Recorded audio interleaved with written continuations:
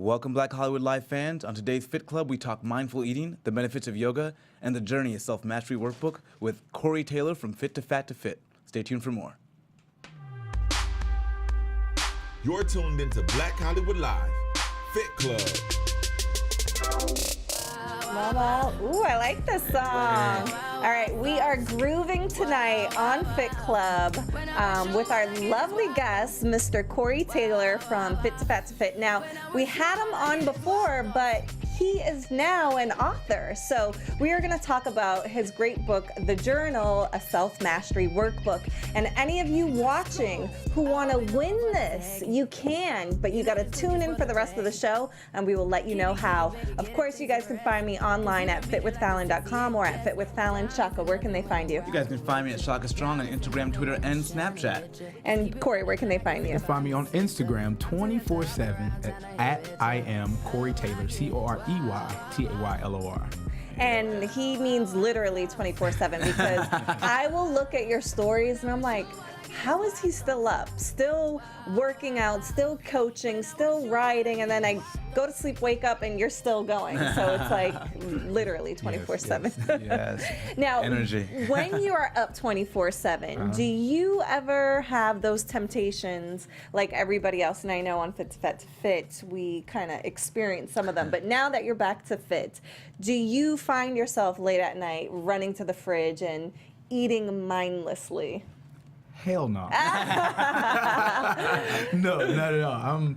I'm back in Yoda mode. I mean, I'm back on my grind, on my regimen, and I don't have those thoughts. It's funny that I did at one point a long time ago, but no. So none of those wild thoughts. Exactly. Well, I can attest, I do have wild thoughts, and it's very hard for me not to reach for the food. And we have this article that Shaka found for us, and it's talking about mindful eating and how you actually have power over food. And last night I stayed up late. Instead of running to the refrigerator, I was watching TED Talks, and I was watching a couple on like sugar addiction. And what I realized, being in this profession, I have to kind of set an example. And I find myself struggling, and I'm like, why is this so difficult for me? This is what I do for a living.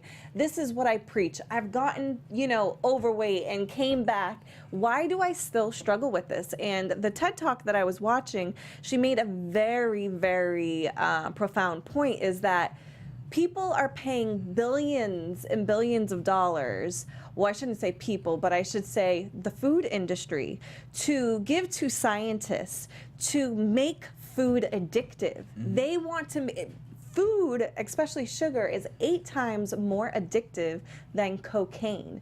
We are literally addicted to food. So Shaka, please help me and everyone else how we can become more mindful when it comes to eating instead of being addicted and, being a slave to our impulses. Yeah, well, I love this. So they have this program, a mindful eating program, kind of starts off, you go 10 weeks, and then you go once a month. And where's this program? Where can you find it? What university was it at? I forgot what university it was at. I just put a hospital program. Yeah, I want to say it's a hospital in New York that does this. But the whole point was about the mindfulness of eating. And why are you eating this food? When you are eating it, are you tasting it? Are you being aware of the fact that you're full? Because how often do we do things that are so automatic? We go to Starbucks, maybe we need the coffee, but then we also grab a muffin because that's what we do. Did I want the muffin? Was I that hungry for the muffin? And then when I'm eating it, am I scarfing it down, or am I tasting everything? Yeah. I know for you, and for me, when I went vegan, I started tasting fruit more. I know you had that with your cleanse. It was like an explosion of... Yeah, and you ate probably slower because you're like, oh my God, this tastes so amazing. Good. And then you start to build a mind-muscle connection, but with your food and like the way you're being full, and that's gonna make you eat better and eat less. Yeah, and I think so often eating can be habitual. You just do it to do it. You are not connected to your different senses. And like even going to the movies, I will purposely eat before I go to the movies. So I don't, grab those nachos or get the M&Ms, and I will listen to myself and say, okay, am I hungry or am I eating because it's the movies and everybody else is eating? I do the same thing with any restaurant or outing, and my family and friends, they hate it. but I will eat before I'll go there. Yeah. Especially if it's time for me to eat, because I don't want to go there starving. Exactly. And then you're going to overeat. Right. And then it's like, why are you doing that? I'm like, because I know what's about to happen. And even when you're cheating, because, for instance, I just had like 3 bags of popcorn here at the studio. But so tonight, it wasn't so mindful today. Yeah. But there have been times I come to the studio and I'm like, I'm going to have 1 bag because that's going to be my treat for the day. And I enjoy the bag and I have the 1. Yeah. When I do it mindlessly, I have 3. Yeah. And so it is something you have to continually work on. It's like a muscle you have to keep flexing. Yeah. But it totally works. Yeah, and I think too, like for everybody watching, do not shame yourself. I find myself doing that to myself all the time if I reach and have too many bags. But I think instead of shaming yourself, you should prepare yourself the next time. When you come to the studio, AfterBuzz has that popcorn machine, and if you rushed home from work or rushed here from work, you didn't eat dinner, 3, you're gonna eat 3 because you're hungry and you're trying to... Hungry and impulsive. Exactly. So, you guys out there, what is your strategy to mindful eating? I even called... I used to get colon cleanses. I don't get them anymore, but when I did, I remember the lady who did the cleanse, she was like giving me tips on, I guess, mindful eating. And one thing that she said was to definitely pray or meditate before your food, because it sets you, I guess, in a better state of when you eat the food, because now you're really thinking about the food. You're not just eating it to eat. And then to chew slowly. That's the number 1, Not to... She said never to watch TV or be talking on the phone while you're eating. You want to really pay attention to the food at hand. So pray or meditate, chew slowly, and do not have distractions around while you're eating your food. And that will help you better with your digestion as well, because a lot of people who go to get colon cleanses, usually they're having digestion issues, and that will help your body actually better break down your food instead of you're rushing and your body doesn't absorb the nutrients and break it down. Quick aside, why did you stop? Did you stop for a reason? I talked to Dr. Shaka, and she said that, she feels as if your body can do the things it's supposed to on its own if you're giving it the proper food. I like her. And when she gave me and reassessed my diet when I did the cleanse, I didn't have issues going to the bathroom anymore, because I was conscious of what I was putting into my body, and I was putting the right things into my body, and that helped me, become more regular. Yeah. And I feel like a lot of people, and even myself, I was running to get colon cleanses as the fix instead of letting my body heal itself and do what it's supposed to do on its own. Reactive versus proactive. Exactly. very cool. So I'm not totally against them, but I think, if you can do it naturally by cleaning up your diet and paying attention to your food and being more mindful, then I feel like that's kind of the better way to go. Yeah, and then people have lost a lot of weight mindful eating, so it does work. I believe the lady in the article, she went from, 260 to 198 in 6 months. Yeah. That's beautiful. Yeah. And I love that hospitals are now doing this, because before it was like, okay, weight loss surgery, and my sister, which this was kind of eye-opening for me, but she recently told me that she wanted to get weight loss surgery.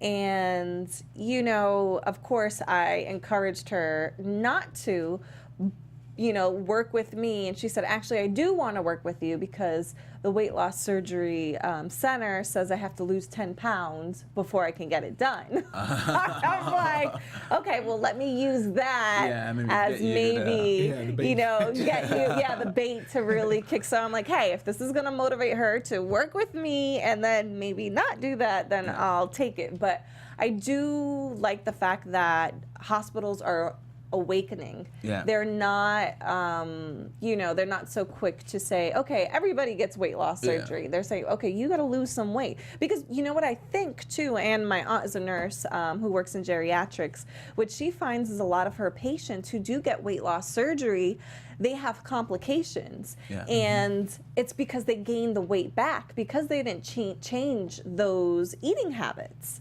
Right. So they gain the weight back. Their stomach stretches out. They're malnourished because they're overeating. So it's a big whole ordeal. But I like the fact that doctors, hospitals are Starting to encouraging, awaken, people to, do nutrition counseling, mindful eating, and stuff like that. So, yeah. So on the topic of eating, we've talked about many times small meals, multiple meals through the day. It's going to help your metabolism.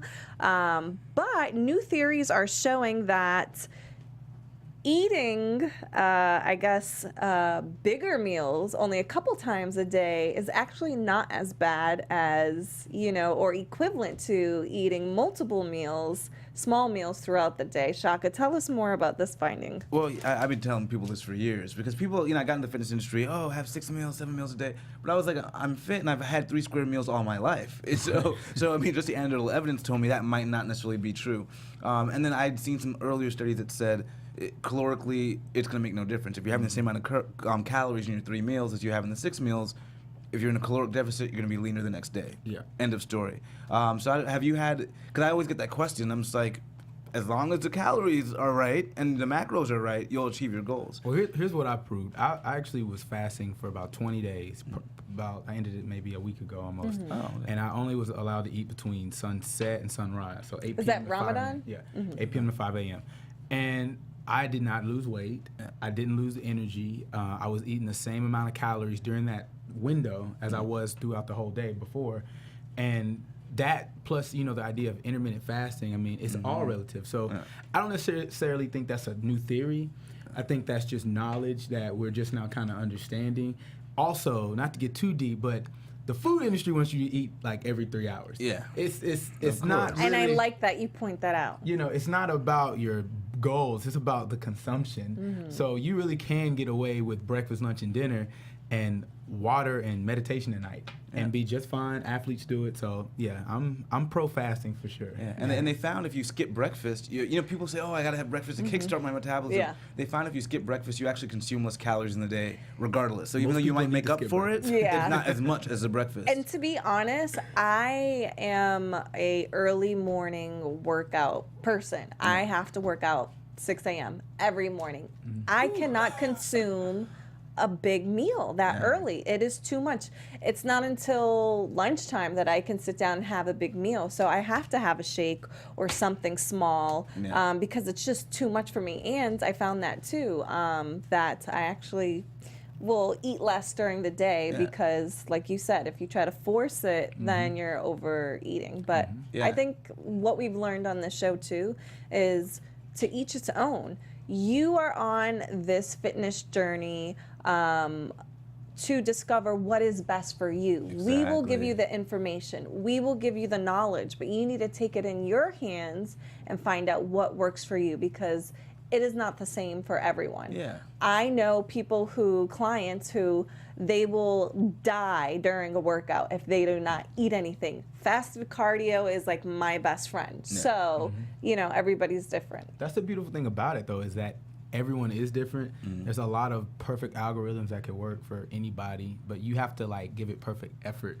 Yeah. You can't just listen to something and say, well, I'm going to try that for 72 hours. Yeah, and then, exactly. Not really try it for yourself. Find out what's for you, for sure. Yeah, I like intermittent fasting because for me, I like having one really big meal a day because I like being light during the day and feeling like I have energy. And that one big meal it's a huge meal. It'll hold me over for the entire the next day that I'm, active, but I don't feel heavy or I don't get tired. Plus it's cheaper too. Yeah. I saved a lot of money fasting. Oh, yes. Eating once a day is way cheaper. Lose weight, save money. Man. And I'm not good at preparation, so if I'm having more than one meal a day, one of those meals might not be as healthy as I want it to be. So many pros. Shaka, can you tell us more about stimulus-bound eating? Did you see that in this article? So, I found this so interesting that there is a clinical term for what I have. If I see food, I have to eat it. And that's exactly what it is. And that's what it is. So now and I thought there was like, no, Fallon, you're making it up. It's in your head. No, there is a clinical term, and it is real. Shaka, tell us Tell more. me more. Yeah, so people suffer from stimulus-bound eating, where if they see some food, they just have to eat it. They can't help themselves have it. I guess that's, if you suffer from that, you got to eat before you go to the grocery store, so you're just full, But tips like that work for everybody, Like you said, going to a restaurant, you might want to have a little light meal before if you don't want to make, a bad mistake. And so I think it's really important that you are prepared. And a lot of us kind of go through this habitual process of food without preparing ourselves. Yeah, and I would say too, a lot of times you are dehydrated, and your body, you think the signals are hunger signals, but you're not getting enough water. Especially right now, out here in LA, it's about 110 degrees out. Oh my God! And you probably think you're hungry all the time, but you are dehydrated. You need to consume more water. So not only should you be eating before you go anywhere, you should be drinking more. And I have another trick that I've given to some clients who suffer from stimulus-bound eating. Take a fiber pill, because fiber will make you full, and it will help you before you go out to an event, and there's going to be food there where you don't want to overindulge, and maybe you have to wait till after the event to eat, so maybe do that. And I got a little tip. I don't really drink other things other than water, tea, and coffee, but for those that have to have a little juice or something, cut it with water. Because sometimes you just need the flavor. Oh, yeah, yep. So, if you have a lemonade that you really love or an orange juice, try to cut it with water and see if that satisfies that need for the flavor of the taste. Yeah, makes sense. All right, let's talk about yoga, which, if you guys don't know, Corey, not only are you great at yoga, but more so meditation. We recently, if you follow both Corey and I, we kind of talked about it on our Instagram story, and it was amazing. But not only do you have great effects from meditation, but yoga itself. So, Shaka, how can yoga help your stress levels, depression, and poor health? So it really helps with inflammation, and inflammation to a certain degree is actually good for your body. It stimulates an immune response, but a lot of us are suffering from chronic inflammation, and that's where the diabetes comes from, these risk factors for strokes and things of that nature. And they're finding that yoga really helps decrease that chronic inflammation, meditation as well. And it's actually changing the way your genes are expressing themselves. So while you might have DNA that could be bad for you, yoga is helping that DNA express or suppress it if it's bad, and positive DNA express itself in better ways for your body. Wow. And so the fact that people say, "Oh, your genetics," you can change the way your genetics express themselves through yoga and meditation. It's so powerful. I love it. I wish people were just as passionate about that type of stuff as they were, everything else. We're getting there. Yeah. Stuff like platforms like this. Yeah, slowly but surely. I know. Today I was at work at the gym, and we had a new member in, and me and her, we just chit-chatting. But all of a sudden, I got so passionate and was telling her different topics that we talk about here on the podcast, and how, because she has a daughter, how her daughter's overweight too, and I was like, it's your job as a mother to be informed, because you are gonna set the tone for your daughter for the rest of her life, and then for the rest of her life, and then her daughter's lives, and you want to be around for your grandchildren. And I was going on, and I was like, just listen to my podcast. There's just so much information, valuable information. out there that not everybody knows that they can have access to. So we want to be the people to bridge that gap for you. We want to help you, but not only, feed you that information, but teach you how to get that information on your own as well. And they were finding benefits of doing this 15 minutes a day. So this wasn't like, your entire day or an hour workout. This was like 15 minutes a day of yoga and meditation. Was helpful. And we even talked about with Sharon, the psychologist that we had on before, I think it's 2 weeks of group yoga is equivalent to 15 therapy sessions with a psychologist. Wow. Amazing. Again, save some money. Yeah, right. Drops mic. Because those sessions are expensive. No, you should see a therapist too, but I mean, it shows you how powerful it is. It can be a good first line of defense.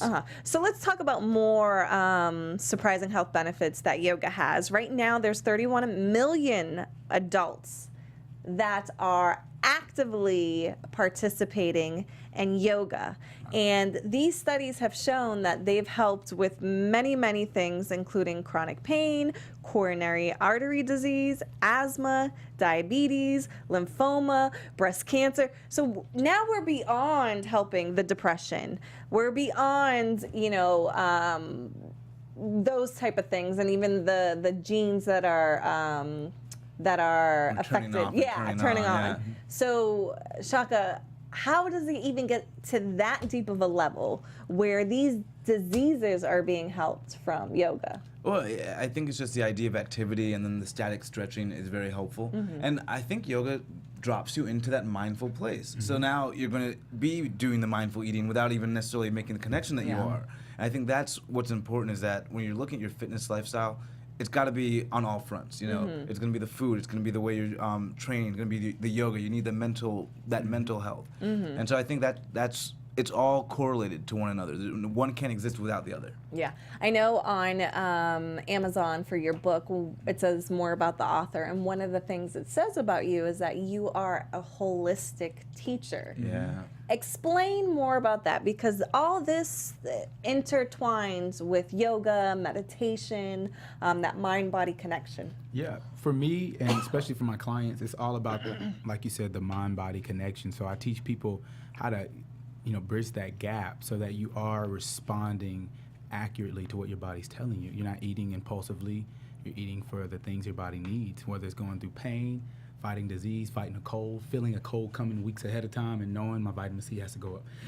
Understanding, I might need to sit a little different because my back is telling me that I'm sitting wrong, and you having perfect posture, not because you were taught to, but because you're responding to your body's signals, to how you heal yourself. Not running to the medicine cabinet after, every little ounce of pain, but learning how roots and herbs can also do the same thing. Realizing that the most active ingredient, most of the lotions and the potions that you use can be found in the garden, and it's actually cheaper and more sustainable if you go and get the actual aloe vera leaf, not the Jergens featuring aloe vera. Yeah, exactly. And then, the mindful meditation, and not going to the Himalayas with orange pants, but 1 minute a day. As you are en route to whatever is next, you having a moment to just process your emotions. Maybe let go of some things before you enter a new situation. Maybe stop bringing home so much baggage. Things like that, from the kitchen to the mind to the weekend to your uptime, your downtime. All about the natural way of doing things, natural way of processing life and seeing things. This is what I love about you, that I feel like you really separate yourself from other trainers. And actually, I told you guys that I'm going to do that bikini competition in November, and I'm actually getting, coaching from Corey to help me out on the mindful part of this journey, because I know changing my body it's going to be changed to a place that I've never been before. I've been fat, I've been somewhat fit. Now I'm going to go to fabulous, we call it. But, where basically my body's going to be like an athlete. I have to get my body fat percentage very, very low. And I know mentally I need to be strong, not just physically, to get to that place. And I have you now as my coach for that, because I know I can physically do the workouts. I can do that part, but I need somebody to help get into my head. And you know, even the greatest athletes, they have coaches. Yeah. Because I feel like that's the only way you're going to break that barrier and get to the next level. And just to sustain the flame. I was just talking to my friend in Atlanta, Curtis Mackey, about this, and we were talking about business, and I was like, it's not just about starting a business and giving it life. It's about continually putting life in it so that it's thriving. That's the same with the mindset of an athlete. You have to not just start the fire, but you have to fan it for, 18 weeks, however many, the cutting phase, the bulking phase, and it's not just about working out. It's about the things you tell yourself, the things you don't, the things you ingest mentally, and all of that becomes a part of the finished product. That's why when you get to that fabulous body, you're going to be a different person, And you want the mind to follow. Exactly. True. And I see so many times too where people do those competitions and they look great on stage, on paper, their weight, their body fat is amazing, but mentally they are so screwed up from it that because they think that they can sustain that forever. Yes. And it's not supposed to be sustained. It's actually not healthy in some cases to be that way. So I know, especially doing the Fit to Fat show, we had one trainer on the show, mentally, she couldn't handle it. She tapped out. So I know I have to strengthen my mind for this transformation. But I'd also say, don't say you can't sustain it. If you're getting to that stage shape the right way, you can sustain it. So you need to be mentally prepared to figure out a way that you can sustain it for you afterwards. Yeah. Because that was always for me, great shape for the show, and I wouldn't get out of shape afterwards, but just not in that great shape I was in, and you get a little depression, like, how come I can't? And so it was the back and forth of me trying to figure out how to maintain. Yeah. And so mentally, you have to be prepared for that process as well. Yeah. Off season versus on Yeah. season. Yeah. All right, let's talk more about the journey, a self-mastery workbook. First, I want to say, anybody who wants this book, we are going to do a giveaway right here on the show. We do have some viewers that are watching live, so please, in the comment section, not the chat, in the comment section, on YouTube or Instagram, any of us, or tweet us and let us know why you should get this book, and Corey will sign, seal, deliver it to you. And I'll give you a personal call. We have a personal consult. Oh, that's so cute. Yes, so let us know why this book should go to you. Why do you need this book? And Corey, you're going to tell us more about it. So first, tell me, what prompted you to write a book? To be completely honest with you, I was moving out of Atlanta. I've been in California 54 days now. Yay! Yeah. We're so happy to have you here. Still got my Georgia license. Don't tell him that. Don't tell him that.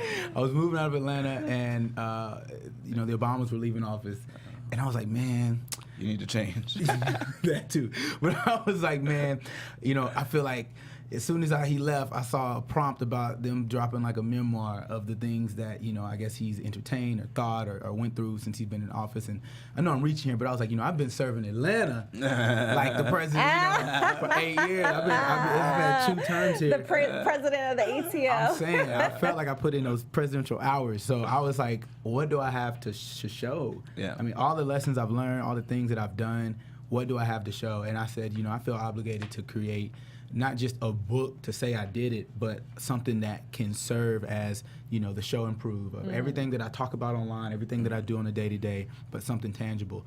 And so I went back and forth with how I was going to do it. I didn't give myself much time to make it right in my mind. I just went forth, and it took me about a couple months, and it went from being a book to me realizing, when I do house calls, I see people read the same books that I read, but they ask me the same questions that I answer. I said, well, how can I get people out of that habit of hoarding information? I said, make them work. This is going to be a workbook. So I compiled 10 chapters of some of the most really prominent principles in my life that, ironically, people ask about every day: patience, motivation, balance, self-awareness, things of that nature. And after each chapter, I use my own account of how I came to learn the lesson, because, it's 8-9 years of just growing. And what makes it different is then you have blank pages that you are to basically do an assignment with, to where each chapter is a week of learning. So the chapter on balance isn't just about me telling you what it means to you and what it could be. I'm giving you an assignment to actually create it in your life, and you're having a 7-day experiment of doing so. So this book's going to take you about 9 months to finish, but once finished, it should take you the rest of your life to really learn from.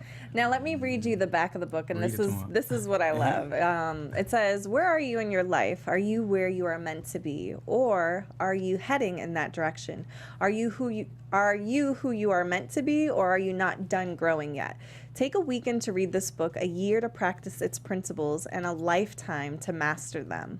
This is not a book for your leisure or simply for your collection. I do not believe in hoarding great knowledge. This book is meant to make you work. Embrace the journey." I love that. That's so well said. For sure. It was a long time coming, and I really just personally want it to be the new topic of conversation when I go online, when I go Facebook Live and all these other things. I want people to have started the process of using the answers I'm giving them. I want people to get good at being practitioners. You know, I'm realizing I'm a practitioner. I'm not just a hoarder of advice. I'm putting it in place in my life, and that's where the fruit is coming from. Mm-hmm. So I just want to be able to get to step 2 with people, and if that can, change how you shop. Maybe you're not reading 10 books a year. Maybe you don't know the next best-selling author. Maybe you're not up to every new quote. If you are actually doing these things, then you're further ahead than you probably ever would have been. Mm-hmm. And I love that this can not only help you on the fitness journey, but it can help you in all areas of your life. Because it's all relative. How you do anything is how you do everything. Yeah, and how are you fanning the flame for yourself? Like, how are you keeping that fire going? I think it's just in my DNA. Yeah. Honestly, I love the journey. Yeah. I love the process. I love the results from it. I love the odds against me. I think I just have entrepreneurial tendencies. I probably got 7 generations of beast mode before me that I don't even know about, and it's just who I am. Yeah. But what I am doing is properly channeling all of that energy and effort into things for people, not just for me. I think it'd be selfish if I just was an Instagram famous individual who just went hard but never taught, never gave back. I love that. I'm at least digging down. Yeah. And you get some. And I think, being as your friend, I've seen you always turn it up a notch just for yourself, even doing this book, even like doing the fast you just did, moving here to California.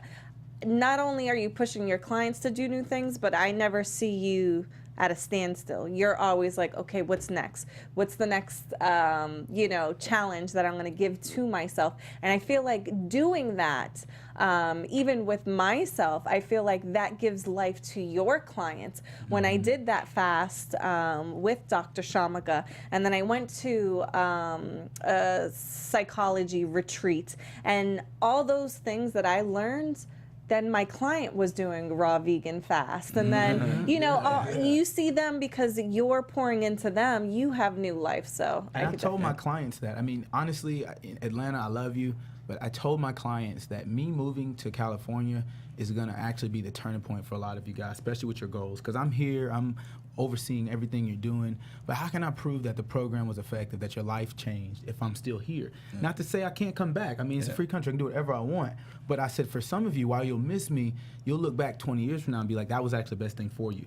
And I know, having seen a few clients already since I've been here, I'm just expanding their horizon. Yes. Now you have a reason to come to Cali. Yes. Yeah. Whatever happens after that was destiny. Yes, You know? yes. I love that too, because I tell my clients something similar. I say, I do not want to train you forever.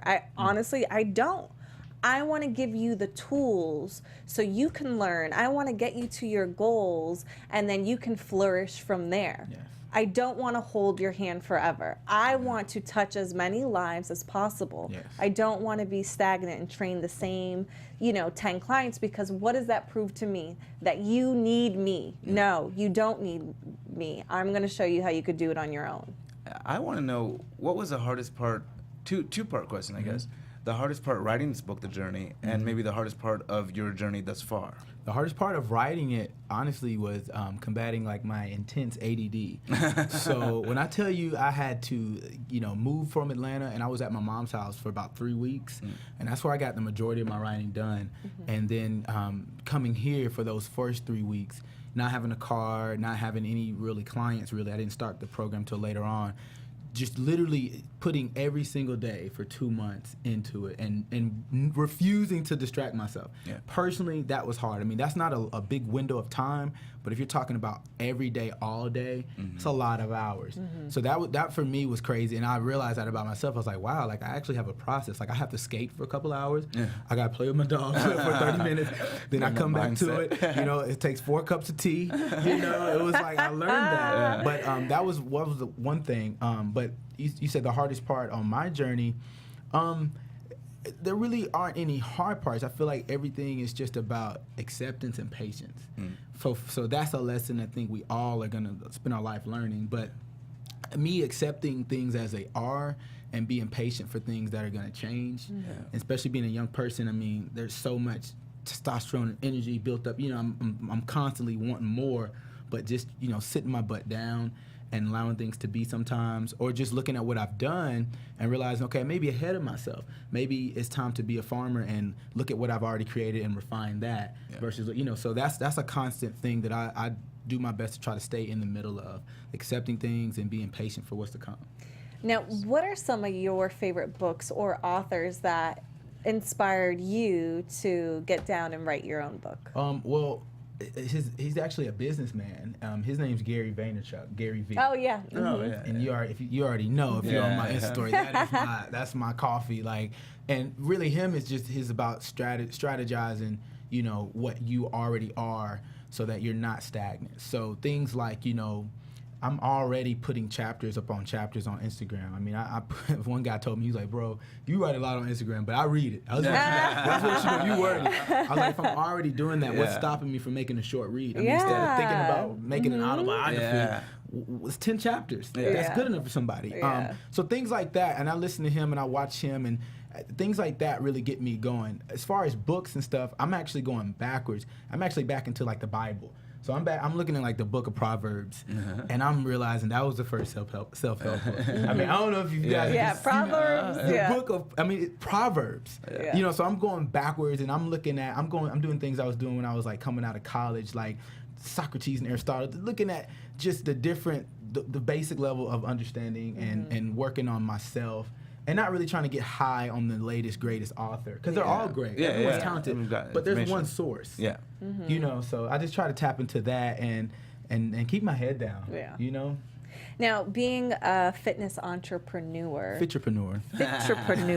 Is I said that right. What advice would you give to those trainers or other people in the fitness industry who want to be their own business person, who want to take that leap of faith and leave that 9-to-5 job? What advice would you give them to try to start that process? Especially when they're not here in LA or, you know, maybe a major city. I would tell them to do it. Do it practically. So don't necessarily do what I do, but do the best version of you as possible. And the best version of you includes a YouTube channel. It includes you being sponsored by someone or something that no one's ever heard of. If it includes you going to all the colleges and just being that main trainer for that program and maybe growing through that. If it includes you just only working with single mothers, because maybe there's a great market for that and that will help you stand out, maybe give you some media time. You know, take advantage of everything around you, but do you to the utmost. It's just like making it into the league. Like, you don't have to be the best undrafted. You have to be the best where you are, and the league will find you. Be the best where you are. I think a lot of people, though, are afraid to do that. They're afraid to be the best where they are. And it's crazy, because if you are being who you're supposed to be, there's no one like you. Like, there's nobody that can do Corey better than me. There's no one that can do Shaka better than you. Like, it's, you know, it's the truth, but people are afraid to be that vulnerable. That's what I get, that vulnerability, like ripping open your heart and bleeding and just saying, but you do too. You know, you bleed like me, you're scared like me. I think if more people just were doing that, they'd be surprised with how many people they can touch and how quickly the appeal will grow, because everyone is looking for someone real. I just got goosebumps because I so connect with that.